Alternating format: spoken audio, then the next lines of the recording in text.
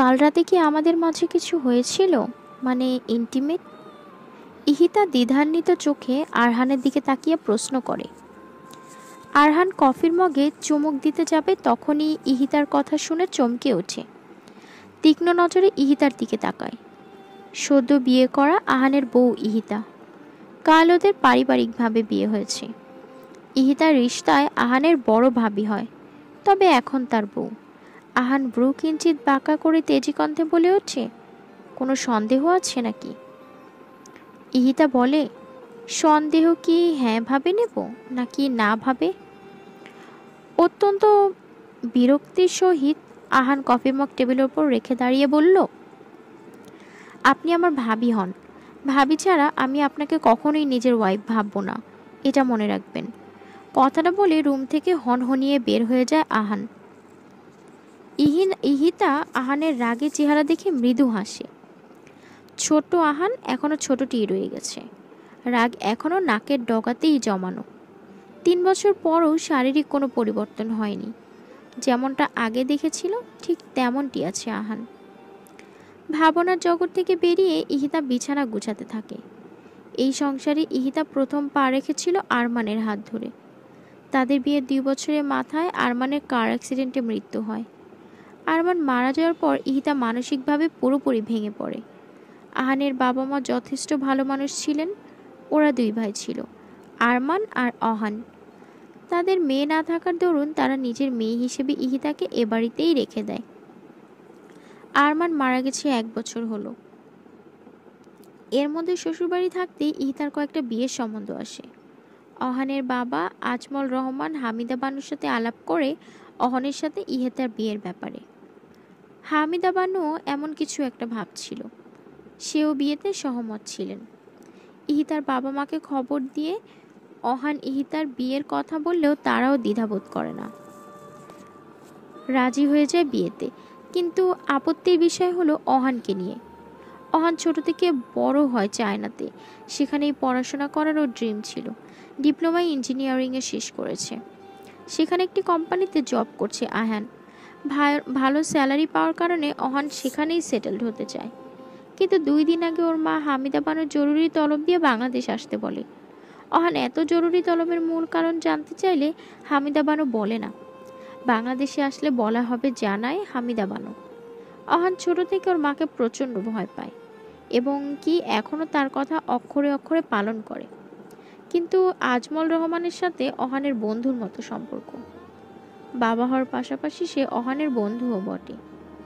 যেই বিষয়টা ওর মাকে বলতে পারে না সেই বিষয়টা নিয়ে নির্দ্বিধায় আজমল রহমানের কাছে শেয়ার করে। এখনও অহানের কোনো ব্যতিক্রম হলো না।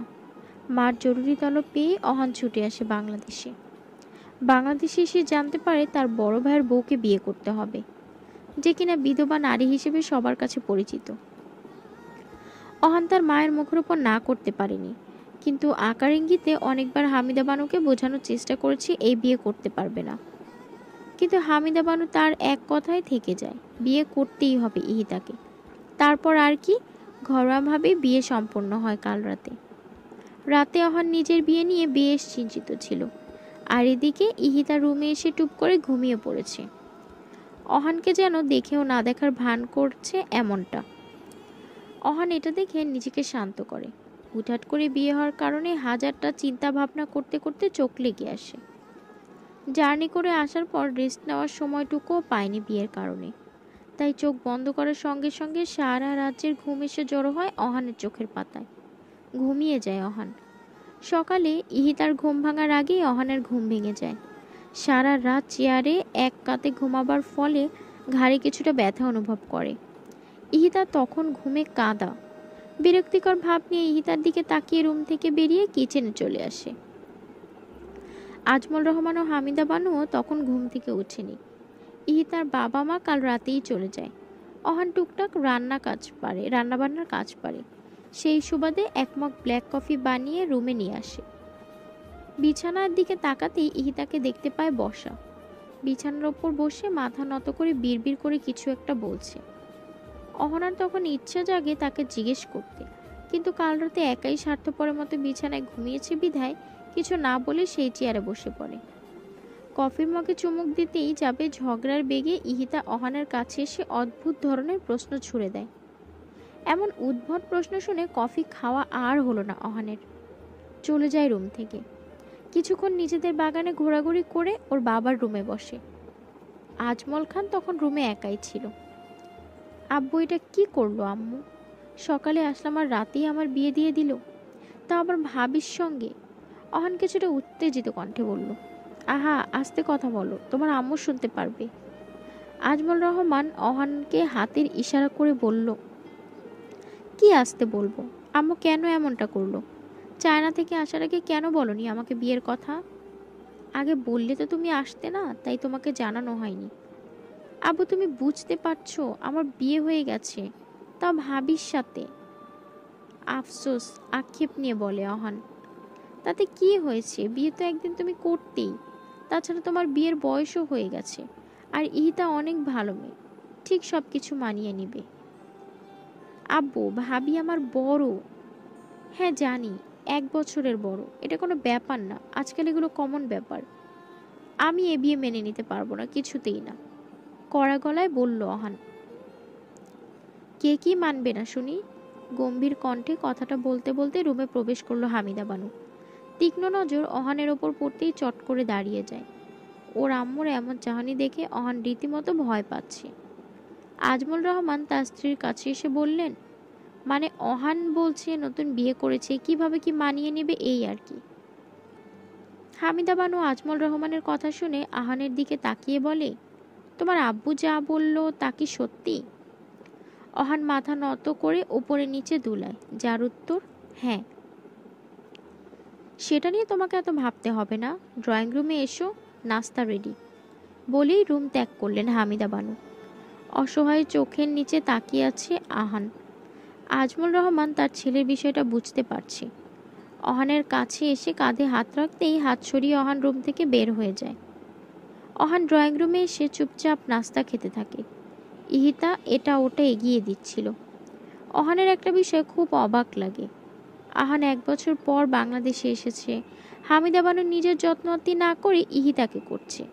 দেখে মনে হচ্ছে ইহিতা বাড়িতে আজ প্রথম এসেছে।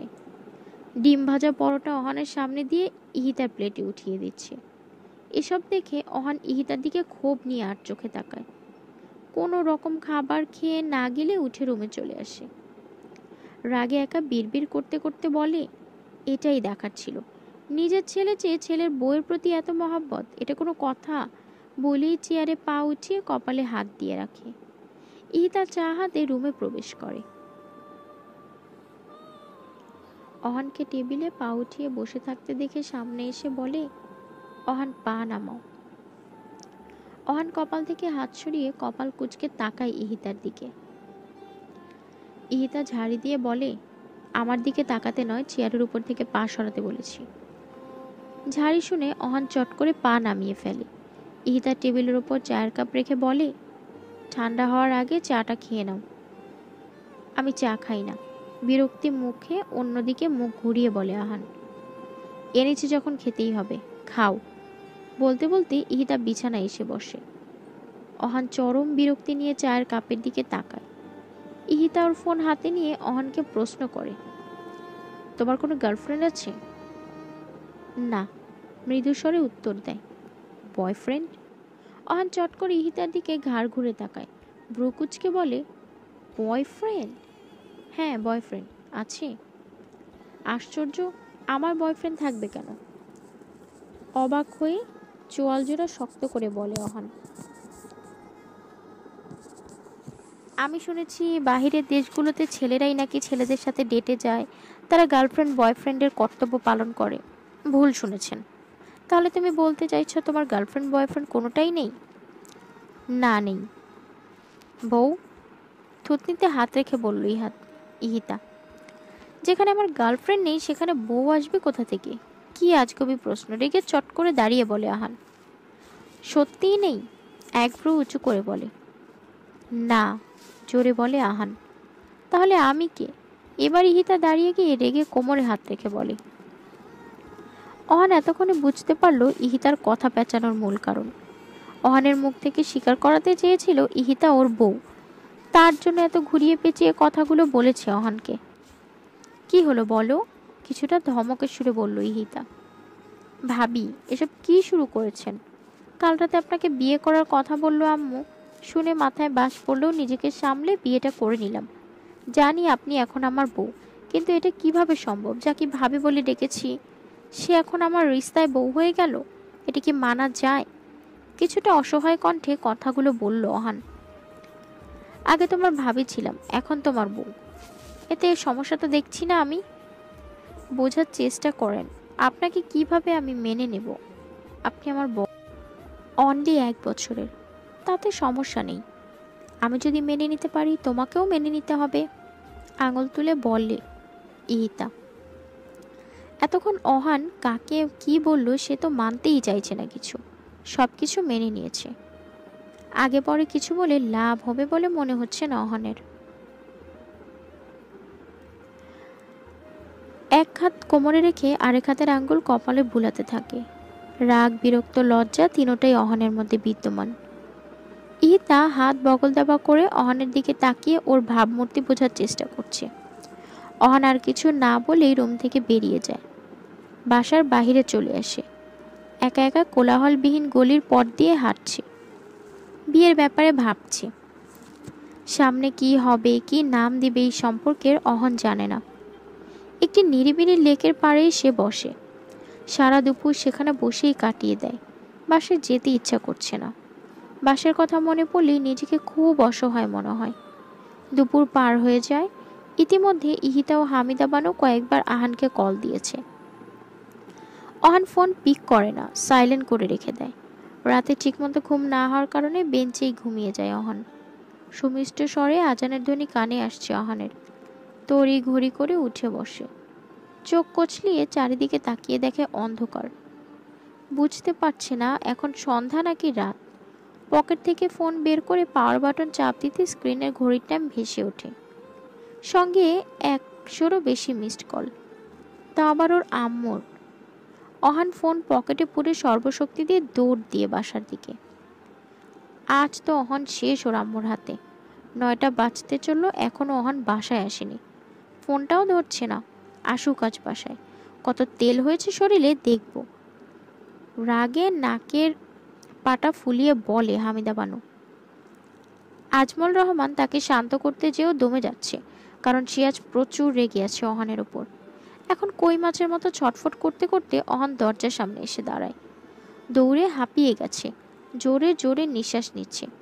হামিদা বানু অহানকে দেখা মাত্রই হাতে খুন্তি নিয়ে তেড়ে যায়। অহান ভয়তে আজমল রহমানের পেছনে লুকায়। দাঁত মুখ খিচে হামিদা বানু বলে, তুমি সরে যাও সামনে থেকে, আজ ওর খবর নিয়ে ছাড়বো। অহান ভীতু কণ্ঠে বলে, আম্মু মাফ করে দাও, এমন আর হবে না।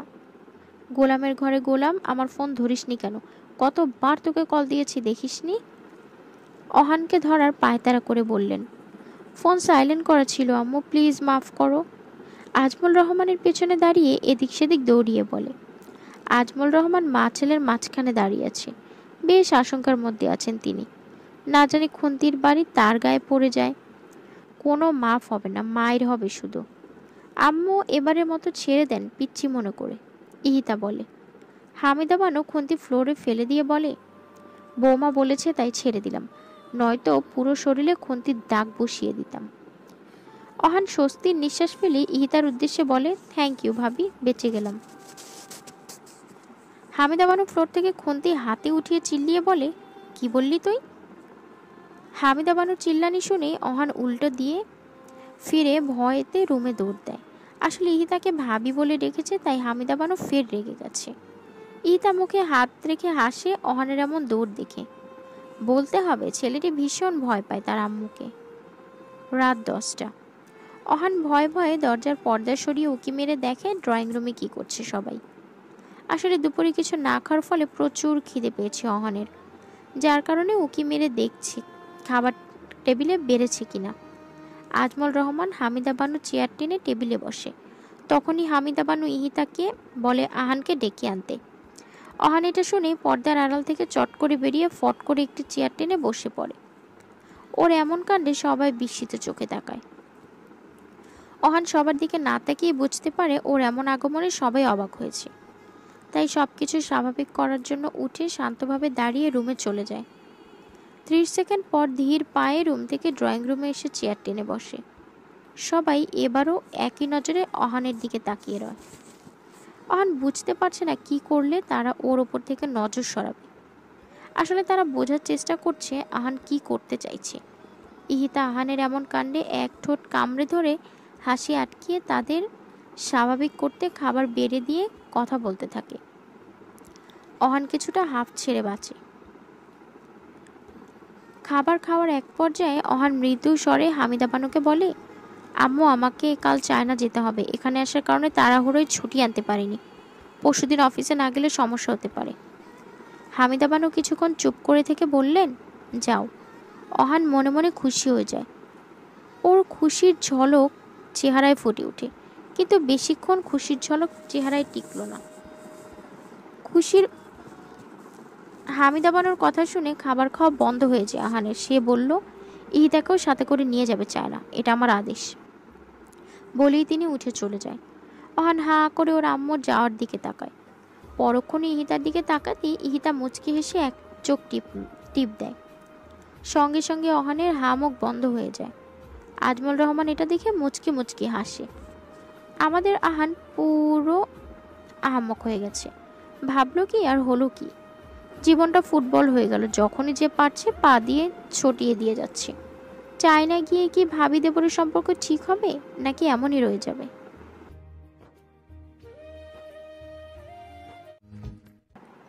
রাত পেরিয়ে সকাল হলো। রাতে ইহিতা কাপড় চোপড় গুছিয়ে রেখেছে। নাস্তা সেরে 10টার দিকে এয়ারপোর্টে আসে ওরা।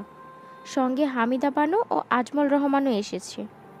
ইহিতার পাসপোর্ট ভিসা আগে থেকেই হামিদা বানু ম্যানেজ করে রেখেছিল।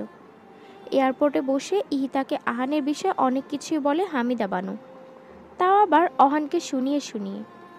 ইহিতা, অহান যদি উল্টাপাল্টা কিছু করে বা তোমার সঙ্গে খারাপ ব্যবহার করে তাহলে তুমি আমাকে কল দেবে, তারপর দেখবে আমি ওর কি হাল করি। ক্ষিপ্ত চোখে অহানের দিকে তাকিয়ে বলে। অহান তো পাশে দাঁড়িয়ে ওর আম্মুর কথাগুলো শুনেই যাচ্ছে। আরও অনেক কিছু বলে হামিদা বানু। তখনই মাইকে অ্যানাউন্সমেন্ট হতে থাকে।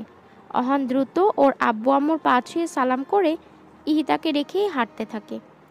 তখনই আবার ফিরে এসে ইহিতাকে সাথে নিয়ে প্লেনের উদ্দেশ্যে ছোটে। দুজনেই পাশাপাশি সিটে বসেছে।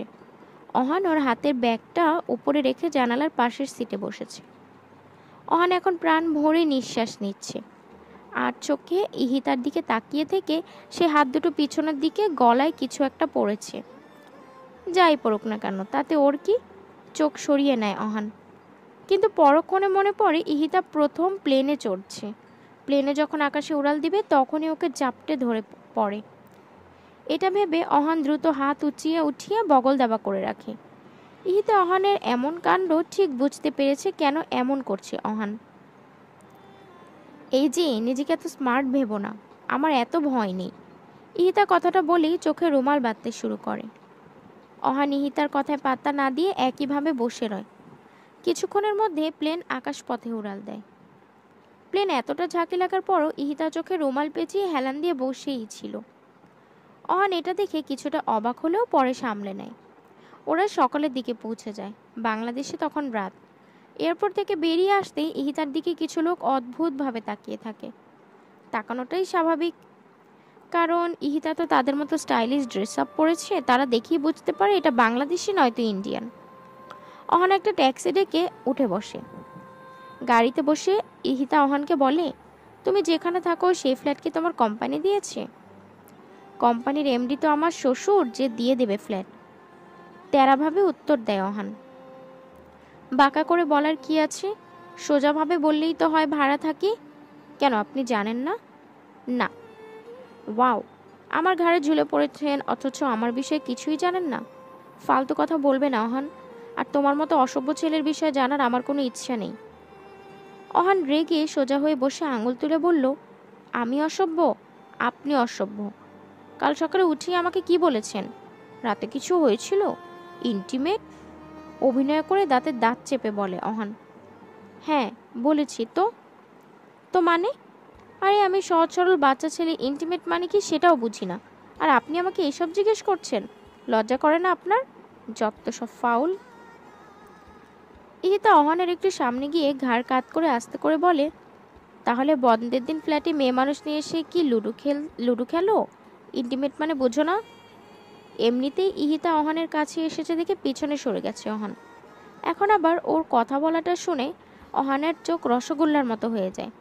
ইহিতা পিছিয়ে এসে বলে, এত বড় করে তাকালে চোখের মনে খুলে আমার হাতে এসে পড়বে। অহান বড় নিঃশ্বাস নিয়ে খুব কষ্টে একটা ঢোক গিলে স্লোলি ভাবে সামনে তাকায়। এমনভাবে বসে রয় দেখে মনে হচ্ছে পাশে শান্তশিষ্ট ল্যাজ বিশিষ্ট বিড়ালের বাচ্চা বসে আছে।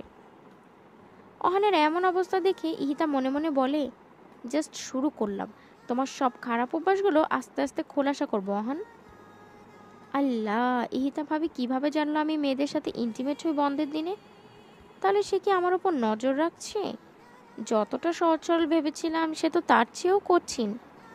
আমার বাকি খারাপ কাজ, না না, আমাকে জানতে হবে সেগুলো সে জানে কি না।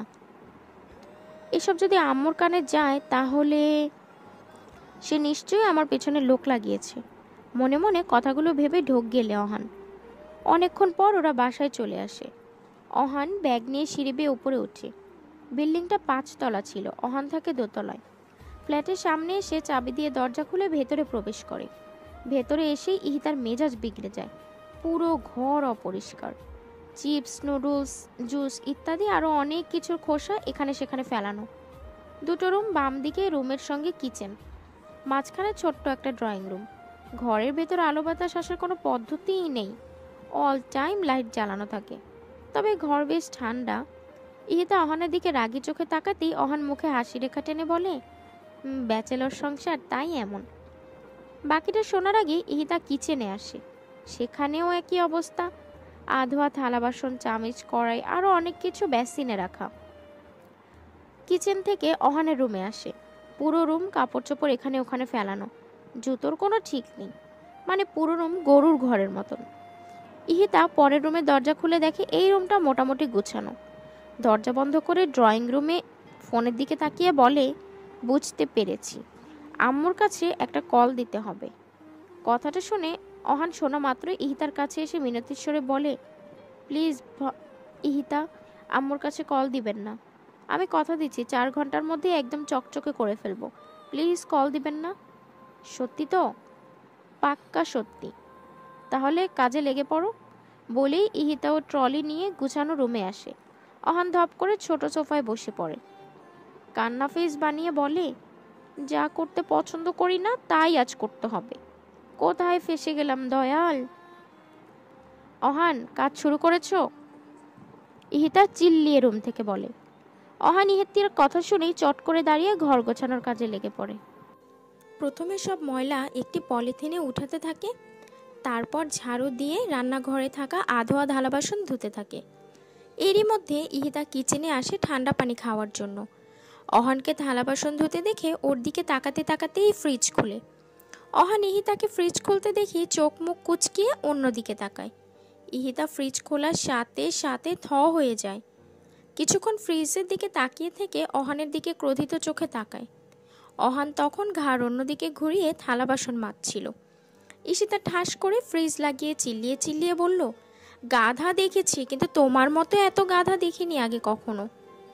অহান ঠিক একভাবে দাঁড়িয়ে থালা বাসন মাজছে, কোনো প্রতিক্রিয়া নেই। জানে এসব এখন শুনতেই হবে। ঈশিতা ফের চিল্লিয়ে চিল্লিয়ে বলে, যেমন ঘর নোংরা করে রাখে তেমন ফ্রিজটাও নোংরা করে রেখেছো। কি কি আবর্জনা রেখেছো ফ্রিজের মধ্যে? পচা সবজি, খালি ক্যান, খালি পানি, তার সাথে দুধের বোতল, বাসি তরকারি, ডিমের খোসা, এমনকি দাঁত মাজার পেস্ট ব্রাশও সেখানে রেখে দিয়েছো। ছি। অহানের কোনো পরিবর্তন হয়নি। একইভাবে দাঁড়িয়ে থালা বাসন ধুতে ব্যস্ত। তুমি এত নোংরা কবে থেকে হলে? সবার সামনে তো খুব স্মার্টনেস দেখাও, আর ভেতরে নোংরা কোথাকার। ইহিতার কথার এবার পাল্টা জবাব দেয় অহান। থালা বাসন হাত থেকে ঠাস করে রেখে বলে, আমার ঘর, আমার রুম, আমার ফ্রিজ, আমি যা মন চায় তাই করতে পারবো, আপনার তাতে কি? আমাকে নোংরা ছি বলার আপনি কে? লাস্টের কথাটা চিল্লিয়ে বলে আহান। ইহিতা অহানের কথা শুনে কিছুক্ষণ চুপ করে বলে, আচ্ছা আমি কে সেটা তোমার আম্মুকেই কল দিয়ে জিজ্ঞেস করি। ওয়েট, বলেই কল দিতে নিলেই তখনই ইহিতা ওর পায়ের কাছে কিছু একটা অনুভব করে। তাকিয়ে দেখে অহান ইহিতার 2 পা জড়িয়ে ধরে রেখেছে। ইহিতা এক ভ্রু উঁচু করে বলে, কে? অহান গানের সুরে সুর মিলিয়ে ইহিতাকে বলে, ভাবি গো, আম্মুরে বইলেন না, আম্মু আমাকে পিটায়া খয়রাত দিব, ও ভাবি গো মাফ করেন। ইহিতা মুখে হাত রেখে মিটমিটিয়ে হাসে। ওর এখন মন চাইছে খিলখিল করে হাসতে অহানের কাণ্ড দেখে, কিন্তু কোনো রকম হাসি থামিয়ে ভারী কণ্ঠে বলল, ওঠো না, আগে বলেন আম্মুরে কল দিবেন না। পা জড়িয়েই ধরেই বলে, আচ্ছা যাও, কল দিব না, এবার উঠো, থালা বাসন ধুয়ে নাও, আর হ্যাঁ, ফ্রিজও সুন্দর করে পরিষ্কার করবে। ওকে। অহান খুশি হয়ে পা ছেড়ে উঠে দাঁড়ায়। ইহিতা চলে যাওয়ার সময় বলে, আমাকে ভাবি বলে ডেকেছো, নেক্সট টাইম যেন আর না শুনি, নাম ধরে ডাকবে আমার, বলেই চলে যায়। অহান মনে মনে ইহিতার ওপর ক্ষোভ নিয়ে কাজ করতে থাকে। অহানের ভালো দিনগুলোকে খুব বেশি মিস করছে এখন। কান্না ফেস বানিয়ে থালা বাসন ধুতে থাকে। 3 ঘন্টা পর কিচেন, ফ্রিজ, ড্রয়িং রুম পরিষ্কার করা শেষ। এয়ারপোর্ট থেকে আসার পর কিছুই খাওয়া হয়নি অহানের, ইহিতাও খায়নি। খালি পেটেই এত এত কাজ করে টায়ার্ড অহান। গলায় তোয়ালে ও হাতে বালতি নিয়ে ও রুমের দিকে ধীরে ধীরে এগিয়ে যাচ্ছে। ঘামে মনে হচ্ছে গোসল করে দিয়েছে। এত কাজ অহান কখনোই আগে করেনি। আজ এত কাজ করতে করতে জিহ্বা বাহিরে এসে পড়েছে। বালতিতে পানি নিয়ে নিজের রুমে যাচ্ছে রুম মোছার জন্য। এক পা রুমে দিতেই কলিং বেল বেজে ওঠে। অহান বালতি রেখে দরজা খুলতে নিলে ইহিতা রুম থেকে বের হতে হতে বলে, এই না, দরজা খুলবে না তুমি, তোমার হাতে ময়লা। অহান ওর হাত দুটোর দিকে তাকালো, কই ময়লা তো দেখছি না। ইহিতার দিকে গাল ফুলিয়ে তাকায়। এত কাজ করেছে, ময়লা থাকতেই পারে, এই বলে কি দরজা খোলা নিষিদ্ধ? একটু পর আবার না বলে বসে, গায়ে ময়লা, বাসা থেকে বের হও। কথাগুলো মনে মনে আওড়াচ্ছে অহান। ইহিতা দরজা খুলে দেয়। হাসি মুখে একটি যুবক ভিতরে আসে। যুবকটি আগে থেকে ইহিতাকে চিনত। সে ছিল অহানের কাছের বন্ধু রিফাত। তারা একসাথেই চায়না এসেছে। একই অফিসে কাজ করলেও তাদের ফ্ল্যাট ভিন্ন। রিফাত এই বিল্ডিংয়ের 3 তলায় থাকে। ইহিতা ঠোঁটে হাসি ফুটিয়ে বলে, আরে রিফাত যে, কেমন আছো? ভালো আছি ভাবি, আপনি কেমন আছেন? খুশি মনে বলে রিফাত। এই তো আছি। তা আপনি? কথাটা বলে শেষ করার আগে আহানের দিকে চোখ পড়ে। রিফাত জিজ্ঞেস করে, ভাবি এই ছেলেটা কি, চেহারার ময়লা মাখানো? আপনাদের বাসায় নতুন কাজের লোক নাকি? আর অহান কোথায়, ওকে দেখছি না যে? ইহিতা প্রথমে হেসে দিয়েও আবার মুখে হাত রেখে হাসি থামায়। বলে, অহান এখানে সেখানেই আছে, ভেতরে এসে বসো। না ভাবি, আমি এখন বসবো না, দেখে মনে হচ্ছে ঘর পরিষ্কার করা হচ্ছে। ভালো করে পরিষ্কার করান, অহান শালায় জন্মের নোংরা, ঘর অপরিষ্কারই রেখে দেয়। আমি যাই, পরে আসবো নে। বলেই রিফাত দ্রুত বাসা থেকে বের হয়ে যায়। আসলে রিফাত জানতো এটাই অহান, তাই একটু মজা নিয়ে গেল অহানের সাথে। ইহিতা মিটমিটিয়ে হেসে দরজা বন্ধ করে দেয়। অহান রিফাতের কথায় রাগে ফুসফুস করছে। কাজ করতে করতে চেহারার হাল খারাপ হয়ে গেছে অহানের। তাহলে বুঝুন কত কাজ করেছি আজ অহান। ইহিতা ভারী কণ্ঠে বলে, এভাবে দাঁড়িয়ে না থেকে তাড়াতাড়ি ঘর মুছে গোসল করে এসো। চেহারা যে হাল করেছো তাতে রিফাতের কথাই সত্যি ছিল। কথাটা বলে ইহিতা এক মুহূর্ত না দাঁড়িয়ে রুমে চলে আসে। অহান বেচারা বালতি নিয়ে এক বুক কষ্ট নিয়ে রুমে চলে আসে। কান্না ফেস বানিয়ে রুম জোরে জোরে মুছতে থাকে। সময়ও কেটে যায়। 1টা বেজে গেছে। ইহিতা গোসল অনেক আগেই করে নিয়েছে। দূরের একটি মসজিদ থেকে আজানের ধ্বনি শুনতে পেয়ে ইহিতা উজু করে আসে। রুমে জায়নামাজ ছিল না। ইহিতা ওড়না বিছিয়ে নামাজ পড়তে বসে। এদিকে অহান গোসল সেরে তোয়ালে পেঁচানো অবস্থায় শুয়ে পড়ে বিছানায়। আজ অনেক কাজ করেছে সে। মনে পড়লেই অহানের রাগে কাঁদতে ইচ্ছে করছে। ইহিতা নামাজ পড়ে উঠতেই কলিং বেল বেজে ওঠে। রুম থেকে বেরিয়ে দরজা খুলে দেখে খাবার ডেলিভারি লোক এসেছে। ইহিতা খাবার অর্ডার করেছিল। টাকা দিয়ে খাবারগুলো নিয়ে সার্ভ করে ছোট টেবিলে রাখে। চিল্লি অহানকে ডাকে খাবার খেতে। ইহিতা টিভি অন করে খাবার খাচ্ছে। অহানের শরীর কাজ করতে করতে অনেকটা দুর্বল হয়ে গেছে, যার দরুন হেলে দুলে হেঁটে ড্রয়িং রুমে আসে। খাবারের প্লেট হাতে নিয়ে দ্রুত খেতে শুরু করে। ইহিতা অহানের দিকে তাকিয়ে ভালো করে পর্যবেক্ষণ করে নেয়। অহানের পরনে 3/4 প্যান্ট, সেটা হাঁটুর দিক থেকে কিছু অংশ ছেঁড়া, হাতা কাটা গেঞ্জি। অহানকে পর্যবেক্ষণ করার পর খাওয়ায় মন দেয়। অহান খিদের চোটে ইহিতার আগে খাওয়া শেষ করে। হাত ধুয়ে উঠে যেতে নিলে ইহিতার ডাকে থেমে যায়। পেছন ফিরে বলে, কি? এটা পড়ো। একটি কাগজের খাম অহানের দিকে এগিয়ে দেয় ইহিতা। এটা কি? হাতে নিয়ে কপাল কুঁচকে জিজ্ঞেস করে। রুলস। কিসের? কার? তোমার। পড়ো। আমার রুলস মানে? এখন এখানে থাকতে হলে কি আমাকে রুলস মেনে চলতে হবে? কিছুটা রেগে বলে অহান। ইহিতা পানির মগ টেবিলের ওপর রেখে বলে, অবশ্যই। পারবো না। টেবিলের ওপর কাগজের খামটা রেখে বলে। আমি পারবো। কি?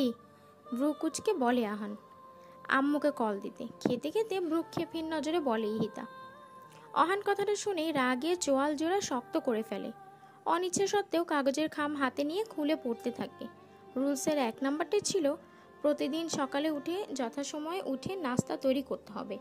তারপর অফিস যাবে। দুপুর ও রাতের নাস্তা ইহিতা করবে। অফিস থেকে এসে ঘরের সব কাজও করতে হবে অহানের।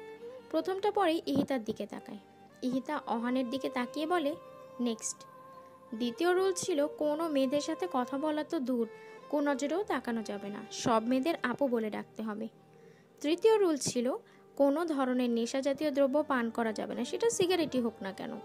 আর 10টার আগে বাসায় আসতে হবে। মাঝে মধ্যে অফিসে কাজ থাকে, তখন লেট করে বাসায় আসতে হয় আমার, অহান বলে। সেই ব্যাপারটা ভিন্ন। চতুর্থ রুলস ছিল, ইহিতার সব কথা পাই টু পাই শুনতে হবে, আর না হলে জাস্ট একটা কল যাবে বাংলাদেশে। রাগে অহান চোখ বন্ধ করে নেয়। রাগী নিঃশ্বাস ফেলে টেবিলের ওপর 2 হাত রেখে ইহিতার দিকে ঝুঁকে চেহারার সামনে গিয়ে বলে, যদি আমি আপনাকে এখন এখানে মেরে গুম করে দেই বা আপনার ফোন ছিনিয়ে নেই, তারপর তো আম্মুর সাথে যোগাযোগ করতে পারবেন না। তখন? একব্রু উঁচু করে বলে আহান। ইহিতা সেখানে থাকা ছোট্ট চামচ দিয়ে অহানের মাথায় ঠাস করে বাড়ি দেয়। অহান চামচের বাড়ি খেয়ে ইহিতার কাছ থেকে সরে এসে মাথায় হাত বুলাতে থাকে। ইহিতা টেবিলের নিচ থেকে ফোন বের করে টেবিলের ওপরে রেখে লাউড স্পিকারে দেয়। তখনই ফোনের ওপাশ থেকে হামিদা বানুর ঝাঁঝালো কণ্ঠের স্বর শোনা যায়। নবাবজাদার ঘরে হারামজাদা, তোকে এত বড় সাহস, তুই আমার মায়েরা মায়েরা গুম করে ফেলবি বলছিস, আবার ফোন ছিনিয়ে নিবি? তোরই আমি ব্লেন্ডারে ভরে জুস বানিয়ে খাবো। নিজের মায়ের এমন ঝাঁঝালো কণ্ঠের স্বর শুনে আহান বড় চেয়ে ঢোক গিলল। আমতা আমতা করে বলল, আম্মু, আমি তো ইহিতার সাথে মজা করছিলাম, তুমি এটা সিরিয়াসলি নিচ্ছ কেন?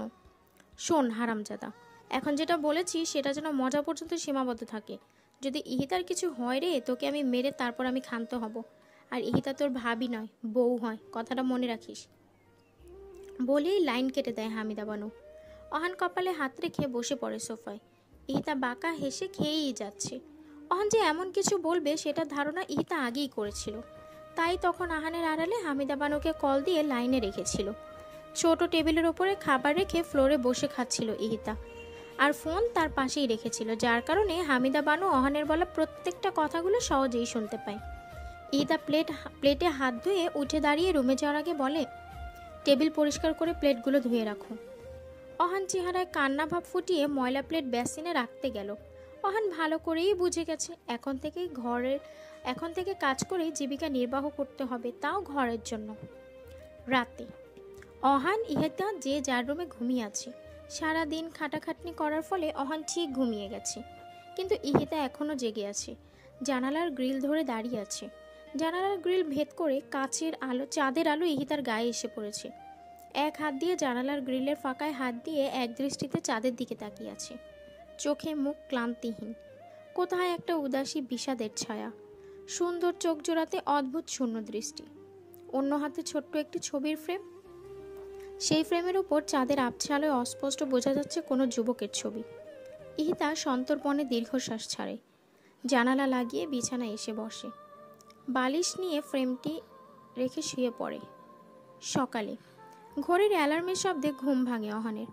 আড়মোড়া ভেঙে বিছানা ছেড়ে উঠে মেইন দরজা খুলে দুধের বোতল ও নিউজপেপার ভিতরে নিয়ে আসে। শুরু করে দেয় ব্রেকফাস্ট বানানোর কাজ। 1 ঘন্টা পর সব খাবার টেবিলে সাজিয়ে ফ্রেশ হতে চলে যায়। ততক্ষণে ইহিতা ঘুম থেকে উঠে গেছে। বাহিরে এসে খাবার রেডি দেখে ফোনে একটা ছবি তুলে হামিদা বানুর কাছে পাঠায়। অহান পুরো অফিসের জন্য রেডি হয়ে বের হয়। ইহিতার খাবারের প্লেট আর অহানের খাবারের প্লেট আলাদাভাবে রাখা ছিল। অহান ওর প্লেট কাছে নিয়ে খাবার খেতে শুরু করলে ইহিতা ওর প্লেট নিজের কাছে নিয়ে আসে। ওর প্লেটটা অহানের হাতে দেয়। অহান ক্ষোভ নিয়ে ওর দিকে তাকাতে থাকে। ইহিতা ইশারায় ওকে খেতে বলে। অহানও খেতে শুরু করে দেয়। খাওয়ার পর্ব ঠিকঠাক থাকলেও যখন অহান অফিস যাবে তখন ঘটে বিপত্তি। ইহিতা অহানকে অদ্ভুতভাবে রেডি করিয়ে দেয়। যেমন মাথায় তেল দিয়ে মাঝখান থেকে সিঁথি করে দিয়েছে, শার্টের হাতা ভোল্টানো খুলে বোতাম লাগিয়ে শার্ট ইন করে দিয়েছে। পুরো ঠিকঠাক করানোর পর ইহিতা একটা ছবি তুলে গালে হাত দিয়ে অহানের দিকে তাকিয়ে বলে, এবার ঠিক আছে।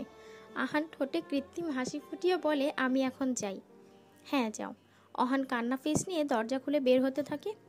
কি ছিল আর এখন কি হয়ে গেল? সে স্মার্ট ড্যাশিং লুক আহান এখন খ্যাতে পরিণত হয়েছে। এটা কোথাকার বিচার? আজ অফিসে গেলে ইজ্জত যাবেই, এতে কোনো সন্দেহ নেই।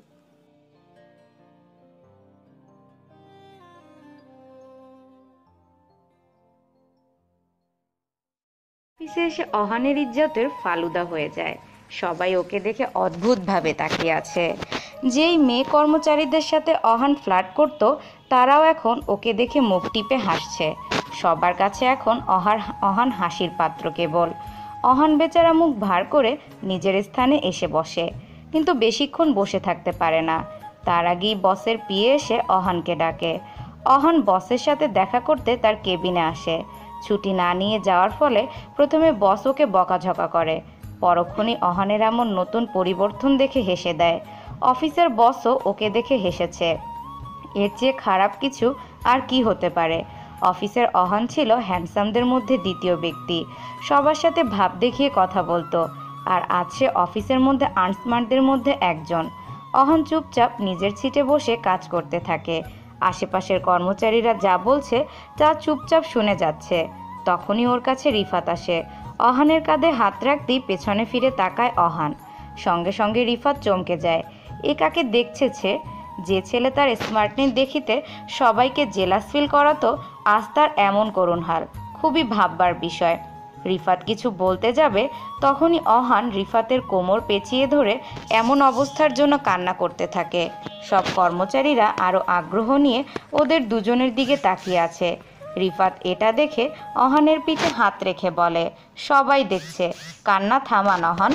অহান চট করে রিফাতের কথা শুনি ওকে ছেড়ে দিয়ে সোজা হয়ে বসে বলে, আমি কান্না করছিলাম না, কান্নার অভিনয় করছিলাম বলি ল্যাপটপ ঘাঁটতে থাকে। এই ছেলে কখনো শুধরাবে না, মনে মনে বলে রিফাত। লাঞ্চ টাইমে অহান রিফাতের সব কিছু খুলে বলে, সাথে কালকের বলা কথার মধ্যে গালে একটা পাঞ্চও মেরেছে, যার কারণে রিফাতের গাল লাল হয়ে আছে। এক বাটি আইসক্রিম কিনে গাল লাল হওয়া স্থানে লাগাতে লাগাতে বলে, তার মানে তুই বলতে চাইছিস ভাবি এখন তোর বউ? অহান চোখ রাঙিয়ে বলে, তাহলে এতক্ষণ তোকে কি রবীন্দ্রনাথের কবিতা শুনিয়েছি? বুঝতে পারছি, আর বলা লাগবে না। কিছুক্ষণ দুজনের নীরব থাকে। পরক্ষণে রিফাত নীরবতা ছিন্ন করে বলে, দোস্ত, বিয়ে করলি ট্রিট দিবি না? কথাটা বলতে রিফাতের দেরি হলেও অহানের পাঞ্চ মারতে দেরি হলো না। এবার অপর গালে মেরেছে। অহান রাগ চিবিয়ে চিবিয়ে বলে, ট্রিট দিলাম, এবার ডাক্তারের কাছে গিয়ে ট্রিটমেন্ট করে নিস বলি অহান রাগে সেখান থেকে চলে যায়। রিফাত এগাল থেকে আইসক্রিম নিয়ে অপর গালে লাগাচ্ছে। ব্যথায় কাতর মাখা কণ্ঠে বলে, ভাবিকে বলে তোর শাস্তি দ্বিগুণ করব, দাঁড়া। ওহ, রাতে সারাদিন ইহিতার বদ্ধ রুমে একা একা সময় কাটিয়ে দেয় সে। অনেকক্ষণ পর্যন্ত হামিদা বানুর সাথে কথা বলেও সময় যেন কাটছে না। ঘড়ির দিকে তাকিয়ে দেখে 10টা বাজতে 10 মিনিট বাকি। ইহিতা দরজার সামনে দাঁড়িয়ে পায়চারি করছে। 10টা 9 মিনিট হতেই কলিং বেল বেজে ওঠে। ইহিতা তড়িঘড়ি করে দরজা খুলে দেয়। দরজা খুলতে ইহিতা অহানের ক্লান্তিমাখা চেহারা দেখতে পায়, সাথে চেহারায় ফুটে আছে রাগের ছটা। ইহিতা পাশে সরে দাঁড়ায়। অহান ইহিতার দিকে না তাকিয়ে হনহনিয়ে রুমে চলে যায়। ইহিতা দরজা লাগিয়ে মনে মনে বলে, মনে হয় অহান রেগে আছে, আজ একটু বেশি হয়ে গেছে, কিন্তু তোমার জন্য এটা পারফেক্ট অহান। ইহিতা কিচেনে আসে। খাবার টেবিল বেড়ে অহানকে ডাকতে থাকে। অহান তখন বাথরুমে শাওয়ার নিচ্ছিল। বাথরুমে বসে ইহিতার কণ্ঠস্বর শুনে অহানের মন চাইছে গলা টিপে দিতে। আজ তার জন্যই সবার সামনে ইনসাল্ট হয়েছে। সবাই তাকে নিয়ে হাসি ঠাট্টা করেছে। কিভাবে ভুলে যাবে অহান এসব? চোখ বন্ধ করলেই তাদের বলা কথা কানে বিষের মতো বাজছে। অহান ফুল শাওয়ার ছেড়ে মাথা ঠান্ডা করে। কিছুক্ষণ পর বাথরুম থেকে বের হয়ে জামা কাপড় পরে বাহিরে আসে। ইহিতা তখন টেবিলের পাশেই খাবার নিয়ে বসেছিল। অহান কোনো কথা না বলেই খাবার খেতে শুরু করে। ইহিতা অহানের চেহারায় রাগ দেখে বিভিন্নভাবে তার সাথে কথা বলার চেষ্টা করে, কিন্তু অহান বলে কথা বলে না। ইহিতা এবার মুচকি আসে, উঠে দাঁড়িয়ে অহানের পাশে বসে। ইহিতা সুইট স্মাইল দিয়ে অহানের গাল টেনে দিয়ে বলে, রাগ করে না অহান বাবু, কিনে দেব কমলা লেবু। অহান বাবু রাগ ফেলে হেসেছে। আকাশে চাঁদ উঠেছে। অহান ইহিতার এমন কবিতা শুনে বিরক্ত হয়ে ওর গাল থেকে হাত সরিয়ে বসা থেকে উঠে গিয়ে ঠাস করে দরজা লাগিয়ে দেয়। ইহিতা অহানের এমন ব্যবহারে মৃদু হাসে। অহানের এমন রাগের সাথে ইহিতা অনেক আগে থেকেই পরিচিত, তাই ওর কাছে এগুলো কোনো ব্যাপার না। বাড়তি ভর্তি ফ্রিজে রেখে থালা বাসন নিজেই ধুয়ে রাখে। তারপর ড্রয়িং রুমের লাইট নিভিয়ে রুমে চলে আসে। বিছানায় বসে বালিশের নিচ থেকে সেই ফটো ফ্রেমটি বের করে গলায় হাত দিয়ে চেন সহ লকেটটি দেখতে থাকে। এটা আরমান ওকে বাসর ঘরে দিয়েছিল। আরমানের মৃত্যুর পর খুলে রেখেছিল, কিন্তু সেদিন প্লেনে বসে এটা গলায় পরে নেয়। কেন জানি খুব পড়তে মন চাইছিল। টেবিল লাইট নিভিয়ে ফটো ফ্রেমটি বুকের সাথে জড়িয়ে শুয়ে পড়ে ইহিতা। সকালবেলা হামিদা বানু আজমল রহমানের সাথে চিল্লাচিল্লি করছে। এতে করে তাকে চিনি কম খেতে বলল তার শোনানো যায় না তাকে। আজমল রহমানের ডায়াবেটিক্স, তাই হামিদা বানু তাকে চিনি কম খেতে বললেও সে বারণ শোনে না। এই জন্য সকাল থেকে চিল্লাচিল্লি শুরু করেছে সে। আজমল রহমান বেশ আরামে কানে তুলো গুজে ইজি চেয়ারে বসে পেপার পড়ছে। হামিদা বেনুর কথা সে কিছু শুনছে না। সকালে অহানের ডাকে ইহিতার ঘুম ভাঙে। বিছানা থেকে উঠতেই মাথাটা চক্কর দেয়। কিছুক্ষণ বসে থেকে তারপর ফ্রেশ হয়ে বাহিরে আসে। আজ বেশ লেট হয়ে গেছে অহানের, তাই ইহিতাকে রেখে নাস্তা খাচ্ছে অহান। ইহিতা নাস্তা খেসে বসার আগে অহান পানি খেয়ে দরজা খুলে বের হতে নেয়, কিন্তু পেছন থেকে ইহিতার ডাকে থেমে যায়। অহান প্রচুর বিরক্ত হচ্ছে। সে জানে ইহিতা কেন তাকে ডেকেছে, আবার কালকের মতো খ্যাত বানাবে। কিন্তু ইহিতা এমন কিছু করে না আজ। অহানের সামনে এসে চুলগুলো হাত দিয়ে ঠিক করে দেয়, শার্টের কলার নামিয়ে হাতার বোতাম লাগিয়ে দেয়। তারপর অহানের কাছ থেকে দূরে সরে চোখের ইশারায় যেতে বলে। অহান দ্রুত চলে যায়। সিঁড়ি দিয়ে নামতে নামতে অহান হাতঘড়ি দেখতে থাকে। আজ অনেক লেট সে। ট্যাক্সি করে কোনো মতে অফিসে পৌঁছি কারোর সাথে কথা না বলে নিজের কাজ করতে থাকে। আজকে আর কেউ অহানকে দেখে হাসাহাসি করেনি, সব কিছু স্বাভাবিকই ছিল। ইহিতা ফ্ল্যাট থেকে নিচে নেমে বাহিরের পরিবেশটা দেখছে। সব কিছুই ভিন্ন হতেই হবে, কারণ এটা তো আর বাংলাদেশ নয়। পাশের বিল্ডিংয়ে কিছু বাচ্চারা বল নিয়ে খেলছে। ইহিতা বাচ্চাদের দিকে কিছুক্ষণ তাকিয়ে থাকে। তখনই একজন যুবক ও যুবতী তাদের দুজনের কথা কাটাকাটি করতে দেখে। তাদের মধ্যে কোনো বিষয় নিয়ে ঝগড়া লেগেছে। ছেলেটি মেয়েটিকে মানানোর চেষ্টা করছে, কিন্তু মেয়েটি গাল ফুলিয়ে অভিমান নিয়ে দাঁড়িয়ে আছে। তাদেরকে দেখে ইহিতার বুক চিরে দীর্ঘশ্বাস বেরিয়ে আসে। ঠোঁটে বিষাদময় হাসি ফুটিয়ে বাসার ভেতরে চলে যায়। সিঁড়ি বেয়ে উঠতে উঠতে ইহিতার চোখ থেকে পানি ঝরতে থাকে, কিন্তু ইহিতা তোয়াক্কা করে না। এক পর্যায়ে ইহিতা সিঁড়িতে বসে পড়ে হো হো করে কেঁদে দেয়। চাপা কান্না যে আর বুকের মাঝে দমিয়ে রাখতে পারছে না। খুব মনে পড়ছে আরমানের কথা, তার সাথে কাটানো মুহূর্তের কথা। এখন নিজেকে বড্ড একা মনে হচ্ছে। তাকে সামলানোর মতো এখানে কেউ নেই, সে একা। লাঞ্চ টাইমে অহান একা বসে কিছু একটা ভাবতে থাকে। রিফাত পাশে বসে নীরবে কফি খেয়ে যাচ্ছে। আমার ভালো দিনগুলোকে সে মাটি করে দিয়েছে। না পারি মেয়েদের সাথে ঠিক করে কথা বলতে, না পারবো ফুর্তি করতে। কয়েকদিন ধরে নেশাও করতে পারছি না। ইয়াবার প্যাকেট কাল রাতে রুমে খুঁজে পাইনি। নিশ্চয়ই ইহিতা ভাবি ফেলে দিয়েছে। এমনভাবে চলতে দিলে হবে না। আমি পুরো বরবাদ হয়ে যাব। আমাকে কিছু করতে হবে। আজকে থেকে সে নয়, বরং আমি তাকে জ্বালাবো। কিভাবে সেটা সে বুঝতেই পারবে না। অহানের ভাবনার ছেদ ঘটে রিফাতের ডাকে। অহান ভাবনার পাশে ফেলে কফি খেতে থাকে। আজ অহান আর রিফাত বাসায় তাড়াতাড়ি ফিরেছে। অহান ফ্রেশ হয়ে ওর প্রথম কাজ আইডিয়া কাজে লাগায়। ড্রয়িং রুমে লম্বা করে সয়াবিন তেল ফেলে রাখে। মনে মনে অহান ইহিতার পড়ে যাওয়ার দৃশ্যের কথা ভেবে বেশ খুশি হয়। তেলের বোতল জাগামতো রেখে শয়তানি হাসি দিয়ে রুমে এসে দরজা লাগিয়ে অপেক্ষা করতে থাকে।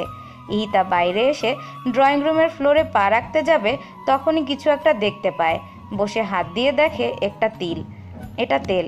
ইহিতা মুচকি আসে। ভালো করেই বুঝতে পারে এটা কার কাজ আর কেন করেছে। ইহিতা অহানের আইডিয়াকে একটু ভিন্ন দিকে মোড় ঘুরিয়ে দেয়। ওর রুমের সামনে তেল ফেলে রাখে, তারপর রুমে চলে আসে। অনেকক্ষণ পর অহান ইহিতার চিৎকার আওয়াজ শুনতে পাচ্ছে না দেখে রেগে যাচ্ছে। দরজা খুলে এক পা বাহিরে রাখতেই ধপাস পড়ে চিত হয়ে পড়ে যায় অহান। কিছু পড়ে যাওয়ার শব্দ শুনে ইহিতা রুম থেকে বের হয়। দরজার সামনে দাঁড়িয়ে ইহিতা অহানের দিকে গম্ভীর মুখে তাকিয়ে আছে। অহান কোমরে হাত রেখে ওর আম্মুকে ডাকছে। ইহিতাকে দেখে শান্ত ভঙ্গিতে বলে, পানি ছিল, তাই স্লিপ কেটে পড়ে গেছি। শুনেই ইহিতা রুমে চলে আসে। রুমে এসে মুখে হাত দিয়ে হাতে। অহান চিত হয়ে শুয়ে পড়ে। মনে মনে বলে, কে পড়ার কথা ছিল আর কে পড়ে গেল, এই আইডিয়াটা ক্যান্সেল। ও মা। সকালে ইহিতা তাড়াতাড়ি ঘুম থেকে উঠেছে। অহান ইহিতাকে উঠতে দেখে নতুন প্ল্যান শুরু করেছে। ফ্রিজের লাইনের তারের সাথে কিছু একটা লাইন অন করে দেয়। ইহিতা যখন কিচেনে আসছিল তখন অহানকে ফ্রিজের কাছে বসতে দেখে আড়ালে লুকিয়ে যায়। ইহিতা বুঝতে পারে অহান ওকে নতুন কোনো ফাঁদে ফেলার চেষ্টা করছে। ইহিতা হাসে। অহান ওর কাজ সেরে ডিম অমলেট বানাতে শুরু করে। এখন অহান ইহিতার কিচেনে আসার অপেক্ষা করছে। অহানের অপেক্ষার অবসান ঘটে। ইহিতা কিচেনে এসে অহানের দিকে তাকিয়ে ফ্রিজ থেকে একটা ঠান্ডা পানির বোতল বের করে নিয়ে চলে যায়। অহান বোকা বনে যায়। এতক্ষণে তো ইহিতার কারেন্টের শক খাওয়ার কথা, খেলো না কেন? ফ্রিজের সামনে এসে বিষয়টা ভালো করে পর্যবেক্ষণ করে। তারপর এক হাত দিয়ে ফ্রিজ খুলতে নিলেই চরমভাবে শক খায়। শক খেয়ে কাঁপছে অহান। একটু পরেই আপনা আপনি শক খাওয়া বন্ধ হয়ে যায়। হাত সরিয়ে নিয়ে অহান জোরে জোরে নিঃশ্বাস নেয়। ইহিতা ধরলো তখন কিছু হলো না, আর আমি ধরলাম তখনই শক। রেগে কথাটা বলি, সে তারগুলো লাগিয়েছে সেগুলো ছিঁড়ে ফেলে অহান। রাগে কিচেন থেকে বের হয়ে যায়। ইহিতা কিচেনে এসে অহানের এমন অবস্থা দেখে অনেক মজা পায়। কিচেন থেকে বেরিয়ে রুমে চলে যায়। আসলে ইহিতা যখন পানি নিতে ফ্রিজের কাছে আসবে তার আগে মেইন সুইচ অফ করে দেয়। তাই নিঃসংকোচে ফ্রিজ থেকে পানি নিয়ে চলে যায় এবং মেইন সুইচ অন করে দেয়। যখনই অহান ফ্রিজ খোলার জন্য হাত বাড়ায় তখন সে শক খায়। বেচারা অহান তার কাছে এসব বেমালুম।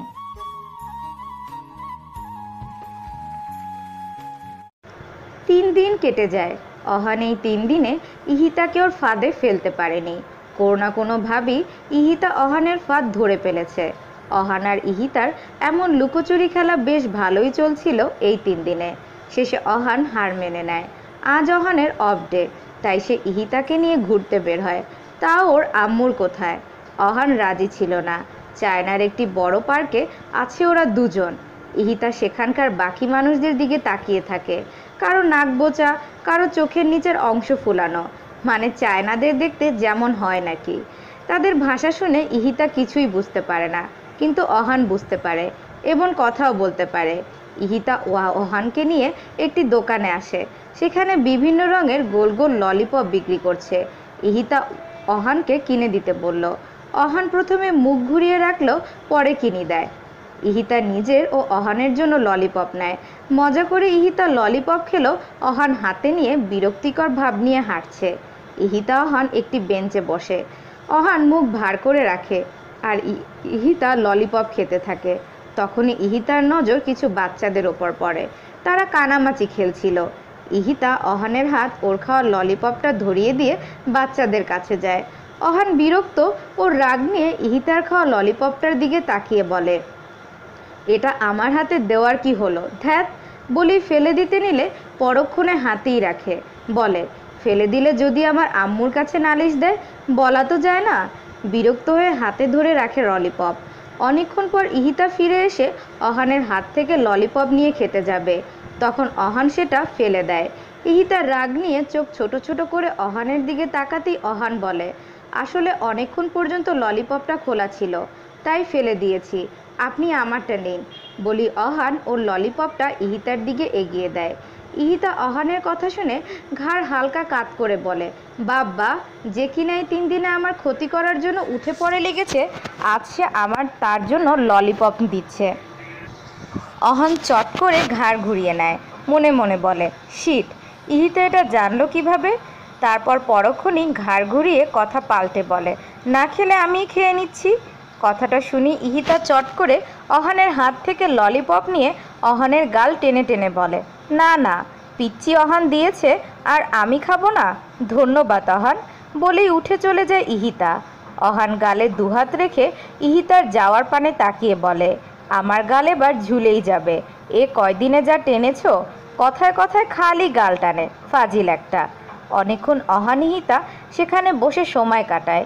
ইহিতার মনটা আজ বেশ ফুরফুরে হয়ে গেছে। অনেক দিন পর এতটা খুশি হয়েছে সে। যেখান থেকে যাওয়ার সময় রাস্তার পাশে ইহিতা একজন ছোট 4-5 বছরের মেয়ে ও অন্ধ একটি বৃদ্ধ লোককে দেখতে পায়। সামনে একটি থালা রেখে ভিক্ষা চাইছে তারা। ইহিতার খুব খারাপ লাগছে।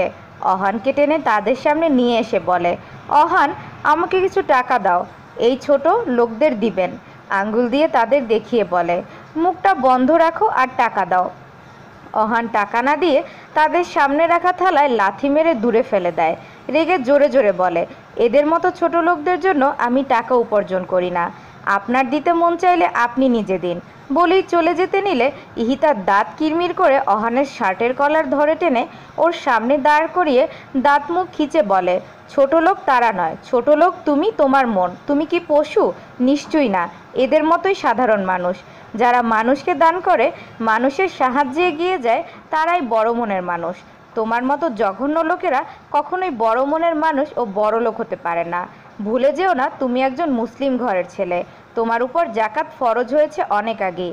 মানুষকে ভালোবাসতে শিখো, দানশীল হও, আল্লাহকে ভয় করতে শিখো। সবসময় গরিবের থালে লাথি মেরে তাদের অপমান করে নিজেদের বড় মনে করো না। তুমি সবসময় আল্লাহর কাছে ছোটই থাকবে, আর আমি এসব লোকদেরই ছোট লোক বলে মনে করি। কথাগুলো এক নিঃশ্বাসে বলি ইহিতা সেই প্লেট ও টাকাগুলো কুড়িয়ে তাদের সামনে রেখে দেয়। সঙ্গে কিছু টাকাও তাদের প্লেটে দিয়ে অহানকে রেখে আগে আগে হাঁটতে থাকে। অহান একইভাবে দাঁড়িয়ে আছে। বেশ আশ্চর্য হচ্ছে তার। ইহিতার লাস্টের কথা শুনে অহান এখনও ঘোরের মাঝে আছে। ওর মাথায় কাজ করছে না ইহিতা কি করে জানলো সবসময় তাদের সাথে এমন আচরণ করে, গরিব মানুষদের অপমান করে। সব তালগোল পাকিয়ে যাচ্ছে। কে ওর বিষয়ে সব কিছু ইহিতাকে বলল? কে? অহান যেখানে থেকে চলে যাওয়ার আগে একবার তাদের দিকে তাকায়, তারপর চোখ সরিয়ে চলে যায়। ইহিতা রোডের পাশে দাঁড়িয়েছিল। অহান ইহিতাকে দেখতে পেয়ে সেখান থেকে ট্যাক্সি নেয়। অহান আগে ট্যাক্সিতে উঠে বসে। ইহিতা ওর পাশে না বসে ড্রাইভারের সিটে বসে। এতে অহান ও ড্রাইভার কিছুটা অবাক হয়, তবুও তারা কিছু বলে না, চুপ করে থাকে। ড্রাইভার গাড়ি চালাতে থাকে। অহান বুঝতে পেরেছে ইহিতা বেশ রেগে আছে ওর উপর। ওরা পৌঁছে যায়। অহান রিফাতদের ফ্ল্যাটে আসে। রাগী ভাব নিয়ে সোফায় চুপ করে বসে থাকে। রিফাত অহানের চেহারায় রাগের আভা দেখে ওর পাশে বলে, কিছু হয়েছে কি? অহান রাগী কণ্ঠে তীক্ষ্ণ নজরে রিফাতের দিকে তাকিয়ে বলে, বিয়ার আছে? না, জানিস তো আমি এসব খাই না। অহান রিফাতের ওপর থেকে নজর সরিয়ে নেয়। রাগী দৃষ্টিতে কিছুক্ষণ ফ্লোরের দিকে তাকিয়ে থাকে। তারপর কিছু না বলেই ফ্ল্যাট থেকে বের হয়ে যায়। বাসায় না গিয়ে বেরিয়ে আসে বাহিরে। জোরে জোরে ফুটপাত দিয়ে হাঁটতে থাকে। সামনেই একটি বার ছিল। ভেতরে যাওয়ার জন্য পা বাড়াতেই ইহিতার কথা মনে করে থেমে যায়। রাগে চোখ বন্ধ করে সামনে থাকা দেয়ালে ঘুষি মারে। তারপর আবার রাস্তা দিয়ে হাঁটতে থাকে। সারাদিনে অহান বাসায় যায়নি। একটি পার্কে বসে সময় কাটিয়েছে। এখন রাত 9টা বাজে। ইহিতা লাইফে আসার পর জীবন নষ্ট হয়ে গেছে। না পারছি ঠিকমতো বাঁচতে, না পারছি ঠিকমতো চলতে। সবসময় তার কথা অনুযায়ী এভাবে চলতে থাকলে পাগল হয়ে যাব। কথাগুলো মনে মনে ভাবছে আর হাঁটছে অহান। হঠাৎ আকাশে বিদ্যুৎ চমকালো, সাথে জোরে বাতাসও বইতে শুরু করেছে। মনে হয় খুব জোরে বৃষ্টি হবে। কিছু দূর যেতেই খুব জোরে বৃষ্টি শুরু হয়। রাস্তায় যে মানুষজন ছিল তারা দৌড়াতে শুরু করে। কেউ কেউ ছাউনির নিচে দাঁড়িয়ে আছে, কেউ গাছের নিচে। বৃষ্টি থামার অপেক্ষা করছে তারা। কিন্তু অহান এসব তোয়াক্কা না করে ধীর পায়ে সামনের দিকে এগিয়ে যাচ্ছে। মনে আছে একরাশ ক্রোধ, সেটা শুধু ইহিতাকে নিয়েই। আর থাকবেই না কেন? যে ছেলে অফিসের ভেতর ও বাহিরে মেয়েদের সাথে ফ্লার্ট করত, সব ধরনের নেশা জাতীয় দ্রব্য পান করত, গরিব অসহায় মানুষের সাথে খারাপ ব্যবহার করত, সুযোগ পেলে মেয়েদের সাথে রাত কাটাতো, তার কি আর এমন লাইফ ভালো লাগে?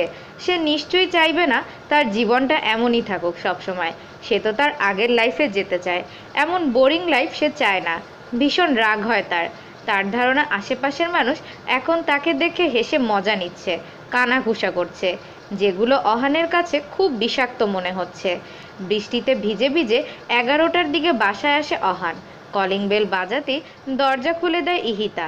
অহানকে ভেজা অবস্থায় দেখে ইহিতা ভারী কণ্ঠে প্রশ্ন করে, এতক্ষণ কোথায় ছিলে? ভিজলে কেন? ইহিতার কথা শুনে অহান ইহিতার দিকে তাকায়। কোনো কারণে অহানের চোখের ভেতরটা লাল হয়ে আছে। অহান গম্ভীর মুখে তাকিয়ে আছে। অহানের এমন চাহনি দেখে ইহিতা পথ ছেড়ে দেয়। অহান দ্রুত রুমে চলে যায়। ইহিতা দরজা লাগিয়ে দেয়। অহানের এমন চাহনীয় অবস্থা দেখে ইহিতাকে বেশ ভাবাচ্ছে। ইহিতা খাবার বেড়ে অহানের জন্য বসে রয়, কিন্তু অহান রুম থেকে বের হয় না। ইহিতার যতটুকু মনে পড়ে বিকালেও তেমন কিছু খায়নি অহান। ইহিতা অহানের জন্য অপেক্ষা করে, কিন্তু অহান রুম থেকে বের হচ্ছে না।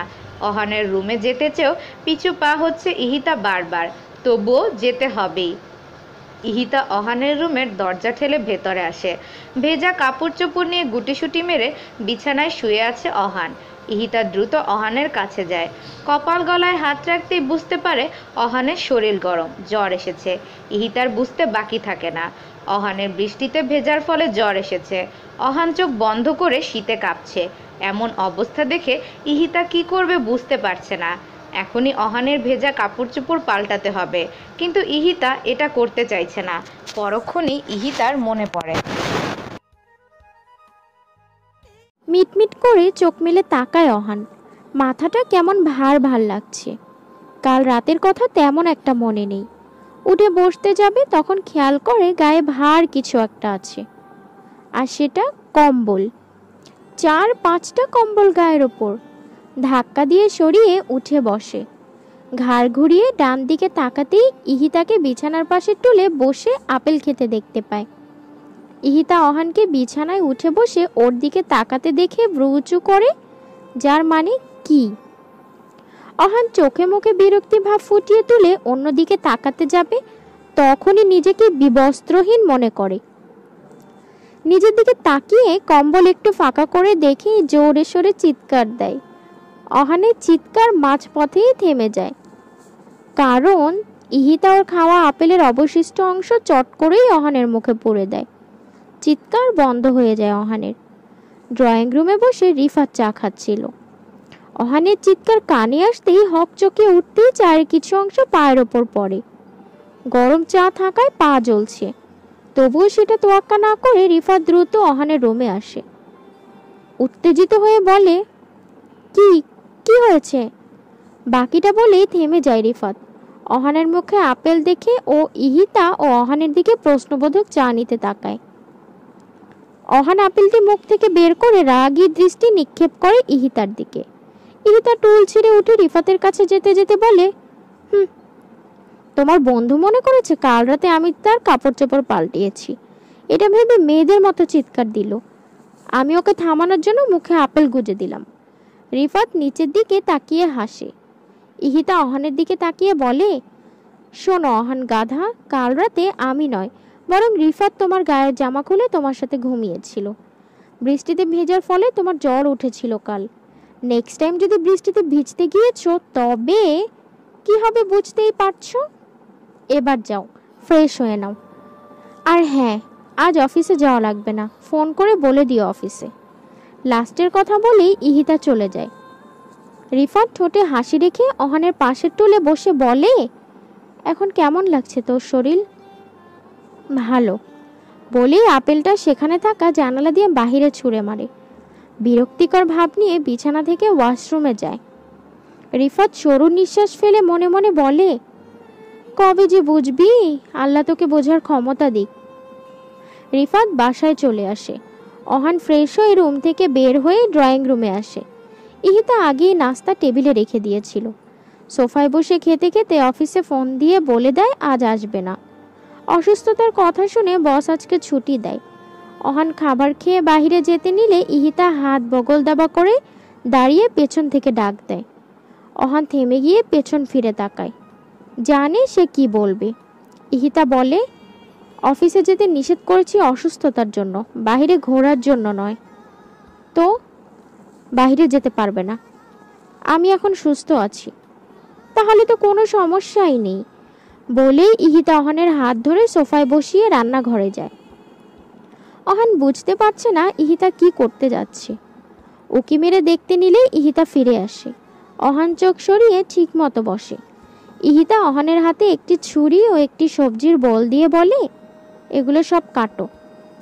অহান ইহিতার দিকে অবাক হয়ে তাকিয়ে বলে, আমি?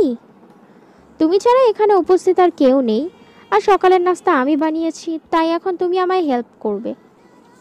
অহান অকপটে কাট কাট কণ্ঠে বলে, পারবো না। ও, আম্মুর সাথে কাল কথা বলেছিলাম, সকালে কথা হয়নি, এখন একটু কথা বলা দরকার। থুতনিতে হাত রেখে ওপরের দিকে তাকিয়ে বলে ইহিতা। এটা শুনে অহান দাঁতে দাঁত চেপে বলে, কাটছি, বলেই সবজিগুলো কাটতে শুরু করে। ইহিতা এটা দেখে রান্নাঘরের দিকে পা বাড়ায়। মুচকি হেসে মনে মনে বলে, জানি তো এমনটাই হবে। মুখে বিরক্তির ব ঝুলিয়ে রেখে সবজিগুলো কাটছে অহান। কিভাবে যে এই জ্বালা যন্ত্রণা থেকে মুক্তি পাবে নিজেও জানে না। মন চাইছে ছুরি দিয়ে ইহিতাকে মেরে দিতে, কিন্তু এমনটা করার সাহস ওর মধ্যে বিন্দু মাত্র নেই। খুব দ্রুত সবজি কেটে রান্নাঘরে রেখে আসে। সোফা এসে বসতে ইহিতা কতগুলো সেদ্ধ করা মটরশুঁটি দিয়ে যায় খোসা ছাড়ানোর জন্য। অসহায় চোখে ইহিতার দিকে অহান তাকায়। ইহিতা কড়া গলায় বলে, কোনো কাজ হবে না এভাবে তাকিয়ে, তাড়াতাড়ি খোসা ছাড়াও। চোখ সরিয়ে নেয় অহান। ইহিতা ফের রান্নাঘরে চলে যায়। অহান হতাশ হয়ে মটরশুঁটির খোসা ছাড়াতে থাকে। প্রায় অনেকক্ষণ পর কলিং বেল বেজে ওঠে। ইহিতা রান্নাঘর থেকে চিল্লিয়ে গেট খুলতে বলেই অহান মুখ থেকে চ উচ্চারণ করে উঠে গিয়ে দরজা খুলে দেয়।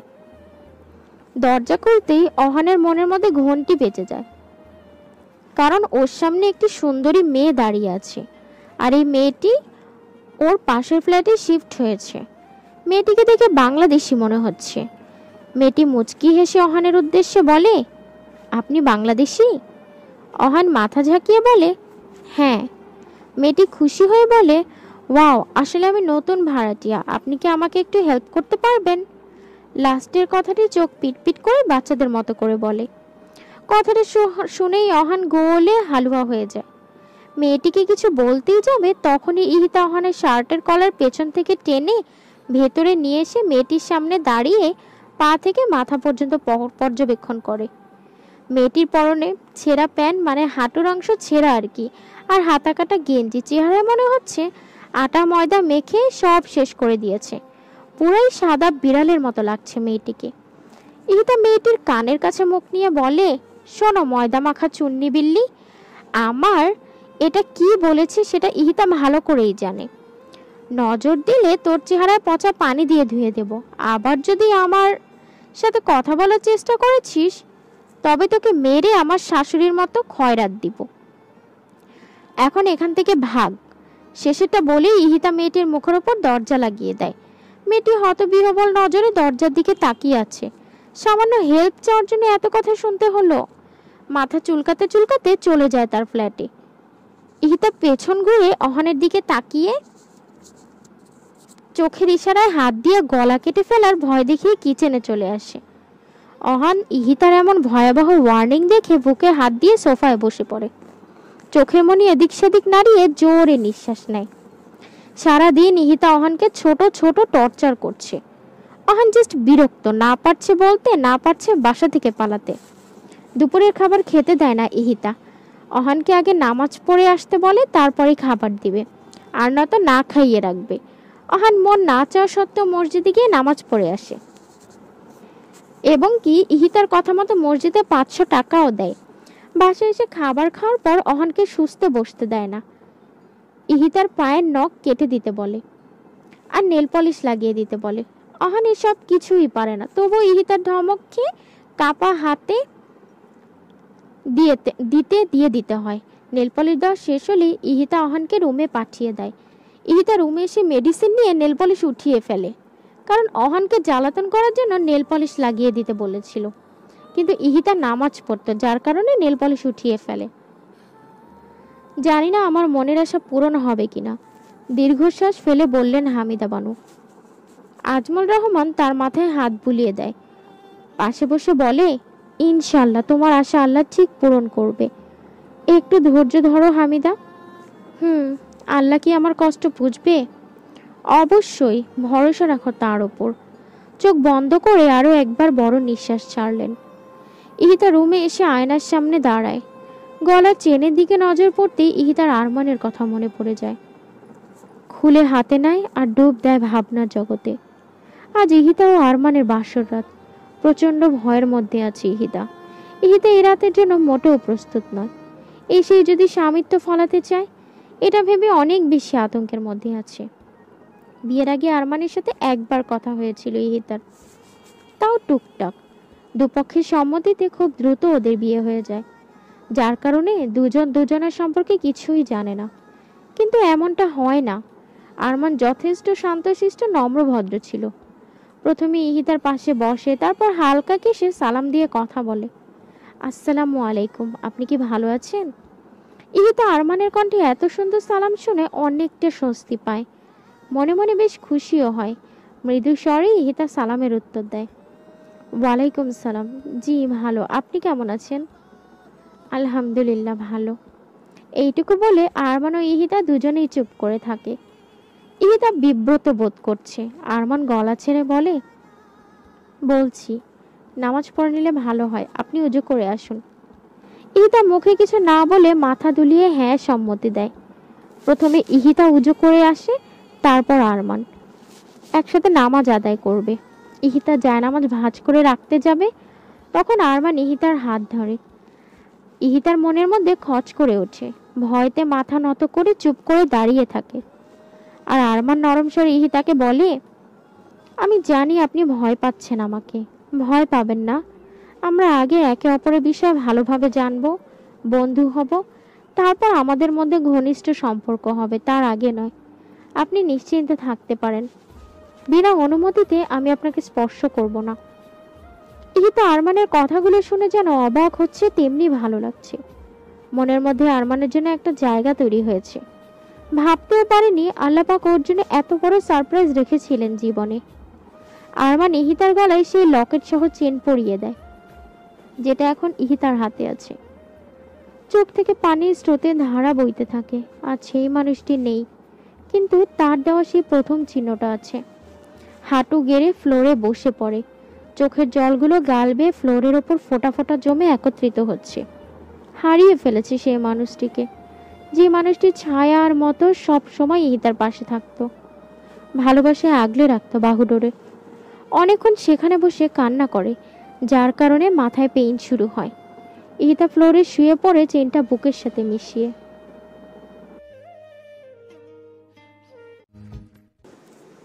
দিন যত যাচ্ছে ইহিতার টর্চার শাসনের পরিমাণও বাড়ছে। বহু কষ্টে অহান ইহিতার টর্চার মুখ বুঝে সহ্য করে নিচ্ছে। না চাইতেও অহানের ইহিতার সব কথা শুনতে হচ্ছে। প্রতিদিন সকালে ইহিতা অহানকে ফজরের নামাজ পড়তে উঠায়, যা অহানের কাছে সব চাইতে কষ্টকর বিষয় ছিল। তবুও কথা তো শুনতেই হবে, আর কথায় কথায় গাল টেনে দেওয়া তো আছেই। এই কাজটায় অহান বেশি বিরক্ত হয়। এটা ছাড়াও ইহিতা অহানের ফোন থেকে মেয়েদির সব নম্বর ডিলিট করে দেয়। সময় দিন মাস কেটে যায় পুরো 5 মাস। এখন অহনের কাছে ইহিতার সব টর্চারগুলো মুখস্থ হয়ে গেছে। কখন কি বলতে হবে তাও অহান জানে। তারপরে সুযোগ পেলে অহান তেরামি করে পিছপা হয় না। অহান তেরামি করার জন্য ইহিতা তো আছেই, এক মেডিসিনই সোজা অহান। ইহিতা অহানকে দিয়ে জামা ইস্ত্রি করাচ্ছে। ইহিতা দাঁড়িয়ে থেকে বলে দিচ্ছে কিভাবে জামা ইস্ত্রি করতে হয়। অহান ঠিক সেভাবে ইস্ত্রি করছে। ঠিক মতো করো, ভালো মতো ধরে নাও, হাত দেখিয়ে দেখিয়ে বলল ইহিতা। করছি, হ্যাঁ ঠিক মতো করো। কথা না বলে জোরে জোরে মেশিন দিয়ে জামা ঘষতে থাকে। রাগে অহান দাঁত কিরমির করছে। ইহিতা অহানের কাছে চলে এসে আরাম করে সোফায় বসে আচার খাচ্ছে। কিছুক্ষণ পর অহানের কাজ শেষ হয়। ইহিতা অহানকে বলে, ফ্রিজে আইসক্রিম নিয়ে আছে নিয়ে এসো। আপনি না আচার খাচ্ছেন, আইসক্রিমও খাবো। খাদক কোথাকার, মনে মনে বলে অহান। যাবে নাকি? যাচ্ছি বলেই অহান বিরক্তি নিয়ে ফ্রিজ থেকে আইসক্রিম বের করে ঠাস করে লাগিয়ে হনহনিয়ে ড্রয়িং রুমে চলে আসে। আইসক্রিমের বাটি ধাপ করে রাখে টেবিলের ওপর। ভদ্রতা শিখো নাই? না শিখি নাই, তার চেয়ে বড় কিছু থাকলে আমি আছি বলেই অহান রুমে চলে যায়। ইহিতা অহানের রাগ দেখে মৃদু হাসে। ফোনের রিংটোন বাজতে থাকে। ইহিতা ফোনের স্ক্রিনের দিকে তাকিয়ে দেখে হামিদা বানু কল করেছে। ফোন নিয়ে রুমে চলে আসে। হামিদা বানুর সাথে ইহিতার অনেকক্ষণ কথা হয়। ফোন কেটে দেওয়ার পর ইহিতা আইসক্রিমের বাটি ফ্রিজে রেখে গোসল করতে চলে যায়। অহান বাথটবে বসে একা একাই নিজের সাথে কথা বলছে। জানি না কিভাবে ইহিতার কাছ থেকে মুক্তি পাবো। জীবনটা আমার অতিষ্ঠ বরবাদ। আজকে ছুটির দিনও শান্তি নেই, হুকুম জারি করে মারবে আমায়। রাগ নিয়ে গোসল সেরে বের হয় অহান। ইহিতা গোসল সেরে নামাজ পড়তে বসে। অহান মসজিদে যায় নামাজ পড়তে। নামাজ শেষে বাসায় এসে টেবিলে খাবার সাজাতে থাকে। ইহিতা রুম থেকে বের হয়ে দেখে অহান খাবার বাড়ছে। ইহিতা খুশি হয়ে অহানের গাল টেনে খেতে বসে। দুজনের খাওয়া শেষ হয়, বিকেলের দিকে ঘুরতে বের হয়। রাতে বাসায় এসে জানতে পারে অহান ও রিফাতের আরেকটি ফ্রেন্ড এসেছে, আর সে মেয়ে, নাম আনিকা। আনিকা ওদের সাথেই চায়না পড়তে এসেছে, আর ওদের সেকশনে ভিন্ন ছিল। আনিকা আর্কিটেকচার নিয়ে পড়াশোনা করে, ওদের থেকে ভালো পজিশনে আছে আনিকা। 3 বছর আগে আনিকার সাথে অহানের কোনো একটা বিষয় নিয়ে ঝগড়া হয়। এরপর থেকে আনিকা অহানের সাথে যোগাযোগ বিচ্ছিন্ন করে দেয়। রিফাতের সাথে ওর কথা হলেও অহানের সাথে কথা হয় না। অহান আনিকার সাথে কখনো যোগাযোগ করার চেষ্টাও করে না। আজ এতদিন পর আনিকা 2 দিনের ছুটি নিয়ে ইহিতা ও রিফাতের সাথে দেখা করতে এসেছে, এবং এই 2 দিন রিফাতের ফ্ল্যাটেই থাকবে। আনিকা ইহিতার সাথে দেখা করতে আসে। অহান আনিকাকে দেখেও ইগনোর করে বাসা থেকে বেরিয়ে যায়। আনিকার এতে বেশ খারাপ লাগে, কারণ ভুলটা অহানেরই ছিল, ঝগড়াটা অহানেরই করেছে। ভাবি, কিছু বুঝতেছো? অহান কি ভালো হবে? জানি না, তবে আমি যথাসাধ্য চেষ্টা করছি। এতদিন পর অহানের সাথে দেখা হলো, তবুও আমার সাথে কথা বললো না, মন খারাপ করে বলে অনিকা।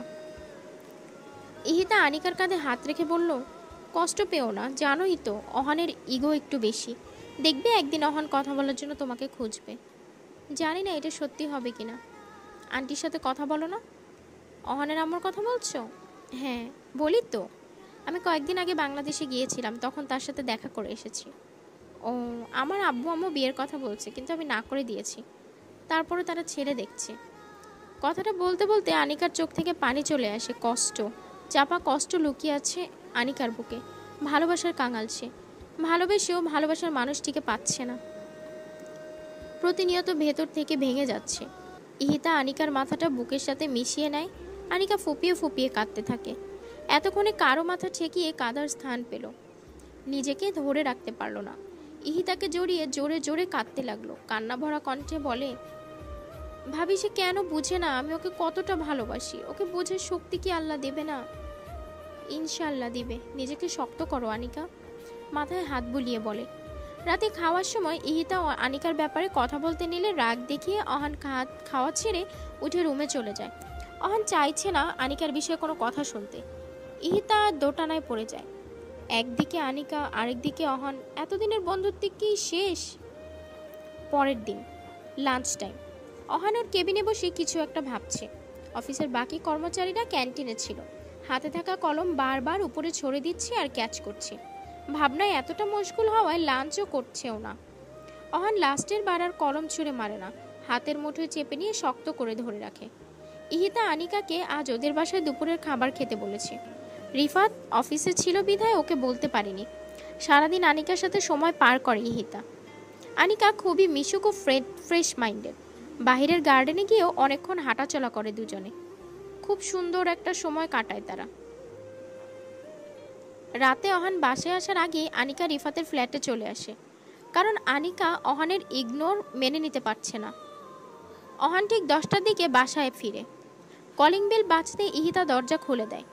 অহান মাথা নিচু করেছিল, চোখ তুলে ইহিতার দিকে তাকাতেই মুচকি হাসি ইহিতা।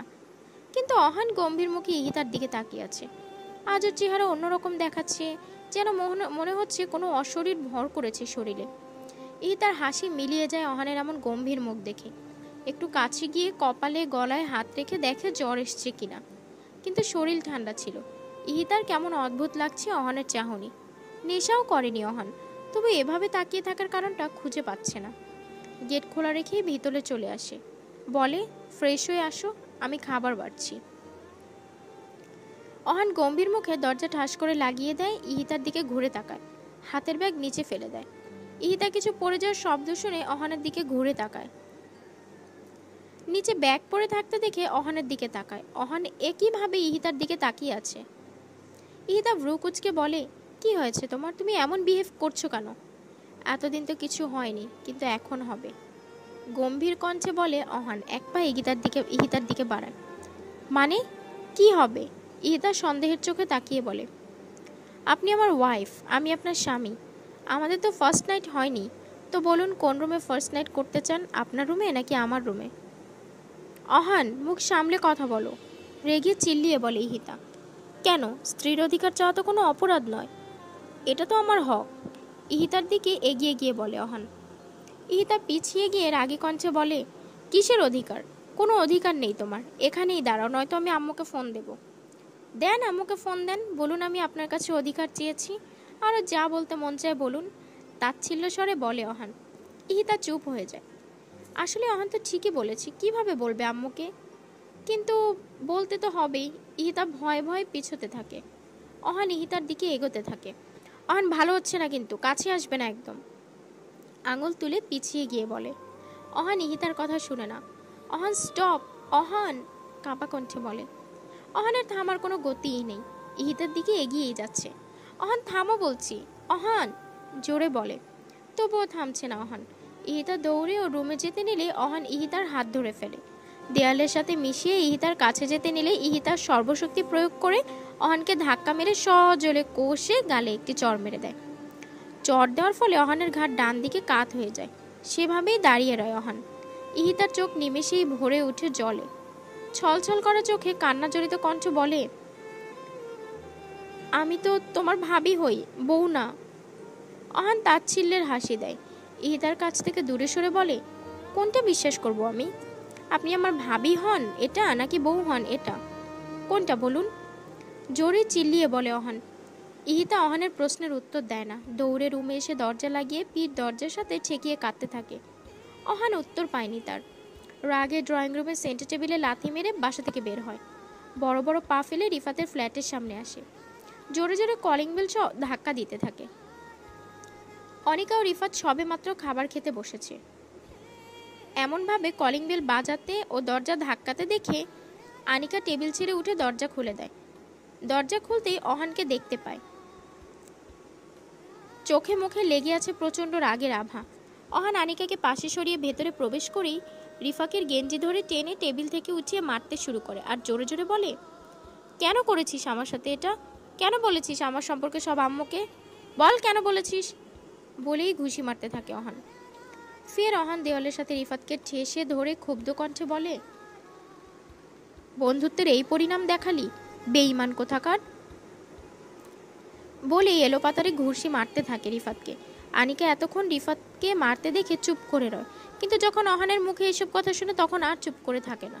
অহানের কাছে এসে শার্টের কলার ধরে টেনে ওর কাছে জোরে থাপ্পড় মেরে চিৎকার দিয়ে বলে, রিফাত কিছু বলেনি, আমি বলেছি তোর আম্মুকে সব। কথাটা শুনেই অহান অবাক হয়ে তাকায় আনিকার দিকে।